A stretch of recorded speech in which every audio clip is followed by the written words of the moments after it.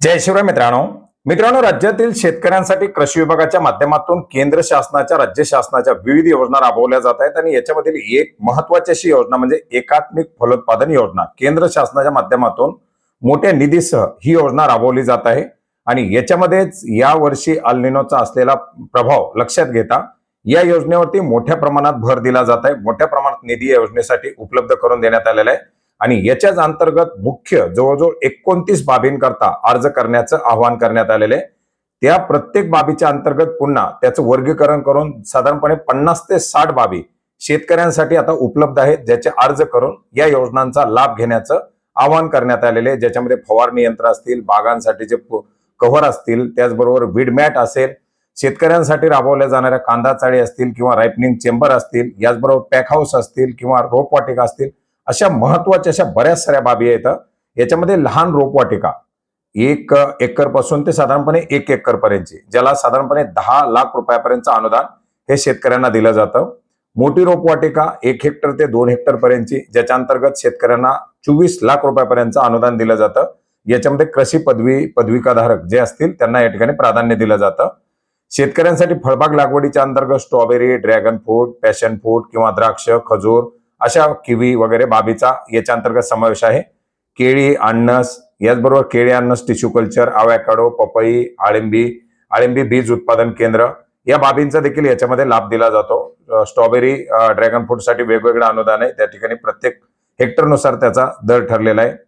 याचप्रमाणे compost making unit याच्यासाठी अनुदान दिलं जातं. कमी खर्चाच्या आळिंबी उत्पादन प्रकल्प याच्यासाठी सध्या अर्ज सुरू करण्यात आलेले आहेत.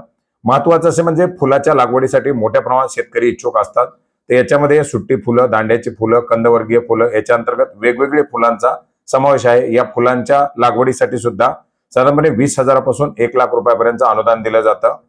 मसाला पिकं, आता याच्यामध्ये कंदवर्गीय बहुवर्षीय मसाला पिकं किंवा बी वर्गीय मसाला पिकं याच्यासाठी सुद्धा 20,000 पासून 40,000 रुपये अनुदान दिलं जातं. ज्याच्यामध्ये हळद असेल, मिरची असेल, अद्रक असेल. यापूर्वी सुद्धा आपण त्याच्यासाठी अर्ज करण्यासाठीचा माहिती घेतलेली होती.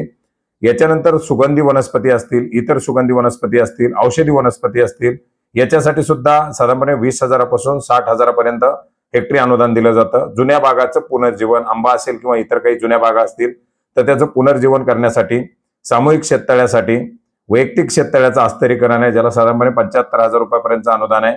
हरितगृह असेल, शेडनेट गृह असेल, बांबू केबल, पर्लिन स्ट्रक्चर असेल, अशा बाबींना सुद्धा 50% मर्यादेमध्ये अनुदान दिलं जातं. Plastic mulching, jute, agro textile, fruit cover, crop cover, याच्यामध्ये पेरू असेल किंवा डाळिंब असेल याच्यासाठी लावले जाणारे फ्रूट कव्हर असतील, द्राक्ष असेल, डाळिंब असेल याचं क्रॉप कव्हर, याला सुद्धा 50% पर्यंत अनुदान आहे. तर वीडमॅट अतिशय महत्वाची अशी बाब आहे, त्याला सुद्धा 50 रुपये चौरस मीटर याप्रमाणे अनुदान दिलं जातं. मधुमक्षिका पेटी आणि वसाहत त्याच्यामध्ये 4,000 रुपये प्रतिपेटी, 2,000 रुपये असे प्रतिपेटी अशा त्याच्या कॉलन्या आहेत आणि त्या कॉलनीनुसार 40% प्रमाणामध्ये मध काढणी यंत्राला अनुदान दिलं जातं. याच्या अंतर्गत ट्रॅक्टर, पॉवर ट्रेलर ही जी काही कृषी यंत्रीकरणाची अवजारं दिली जातात, परंतु याच्या अंतर्गत लक्षांक जो असेल तो कमी असतो आणि ट्रॅक्टरला 1.25 लाख रुपये, पॉवर ट्रेलरला 1 लाख रुपये, मॅन्युअल नॅपसॅक स्पेअर ज्याच्यासाठी आता मोठ्या प्रमाणात अर्ज भरले जात आहेत, ज्याला आपण फवारा म्हणतो, मॅन्युअल फवारा, बॅटरी ऑपरेटर फवारा, याला 1,000 पासून ते साधारणपणे किमतीनुसार 10,000 रुपयापर्यंत, म्हणून मॅक्झिमम 3 ते 4,000 रुपयापर्यंत अनुदान याला दिलं जातं. नॅपसॅक तैवान स्पेअर याला सुद्धा 3,000 रुपयापर्यंत अनुदान दिलं जातं. याच्यानंतर दुसऱ्या ज्या बाबी आहेत त्याच्यामध्ये ट्रॅक्टर चलित जे स्पेअर बूम आहे, ट्रॅक्टरवरती ऑपरेट केलेला ट्रॅक्टर चलित स्पेअर इयर कॅरियर, ट्रॅक्टर चलित इलेक्ट्रोस्टॅटिक स्पेअर, पॅक हाऊस मध्ये फार्म गेट पॅक हाऊस आहे, शीतगृह, शीतवाहन केंद्र आहे. या शीतवाहनाला बँकेच्या निगडीत हे प्रकल्प आहेत. शीतगृह असेल, शीतवाहन असेल किंवा प्राथमिक प्रक्रिया केंद्र असेल किंवा रायपनिंग चेंबर असेल, याला 35% पर्यंत सबसिडी दिली जाते. बँकेच्या माध्यमातून त्याला कर्ज उपलब्ध होणं गरजेचं असतं. याच्यानंतर कांदा चाळीसाठी 4,000 रुपये प्रति मेट्रिक टन याप्रमाणे अनुदान दिलं जातं. कांदा, लसूण चाळ या बाबीसाठी सुद्धा 5 मेट्रिक टनापासून 25 मेट्रिक टनापर्यंत, 25 मेट्रिक टनापासून पुन्हा 500 मेट्रिक टनापर्यंत अशा वेगवेगळ्या प्रकारानुसार हे अनुदान दिलं जातं. आणि अशा प्रकारचे जे काही विविध बाबी आहेत या एकात्मिक फलोत्पादनच्या अंतर्गत राबवल्या जाणाऱ्या विविध बाबींकरता अर्ज करण्याचं आता आवाहन करण्यात आलेलं आहे. याच्यातील जवळजवळ प्रत्येक बाबीसाठी आपण अर्ज कसा करायचा याच्याबद्दल माहिती घेतली आहे. जर तुम्हाला एखाद्या बाबीला अर्ज कसा करायचा, पर्टिक्युलर त्या बाबीसाठी किती अनुदान दिलं जातं याच्याबद्दल जर माहिती नसेल तर नक्की कमेंट करा. त्याच्याबद्दल सुद्धा आपण माहिती घेण्याचा प्रयत्न करूया. आणि याच्यासाठी आवश्यक असणारी कागदपत्रामध्ये सुद्धा जरी कोणाला काही कागदपत्राची गरज पडली तर नक्की कमेंट करा. भेटूयात नवीन माहितीसह नवीन अपडेट्ससह. धन्यवाद.